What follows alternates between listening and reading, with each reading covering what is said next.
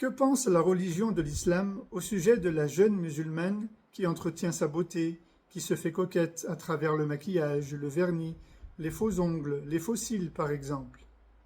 Un islamiste est convaincu qu'il faut interdire en public toute forme de coquetterie pour la jeune musulmane en déclarant que cela est haram, péché.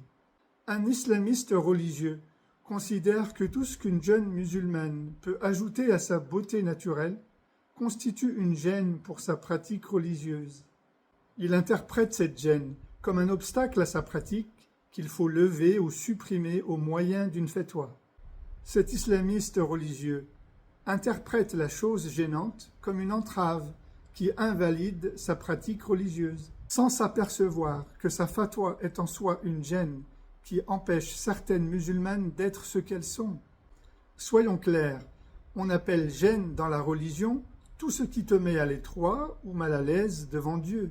Certains islamistes légifèrent au sujet de la gêne comme étant une chose embarrassante et invalidante pour une bonne adoration d'Allah.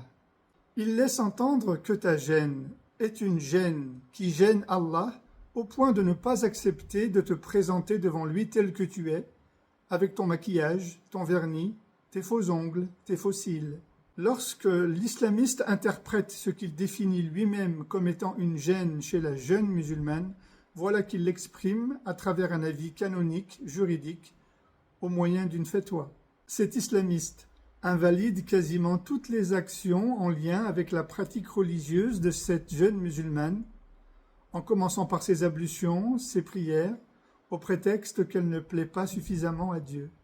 Pourtant, Dieu s'oppose bien aux islamistes lorsqu'il dit dans le Coran, dans la sourate 22, verset 78, « Il n'a été retenu au sujet de la pratique du culte aucune gêne contre vous.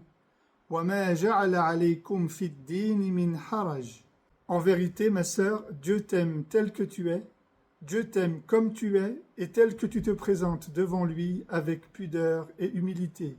Seul le degré d'effort que fait ou peut faire chacun nous distingue les uns des autres. Et toi, es-tu en mesure d'attendre le même niveau d'effort de tous ?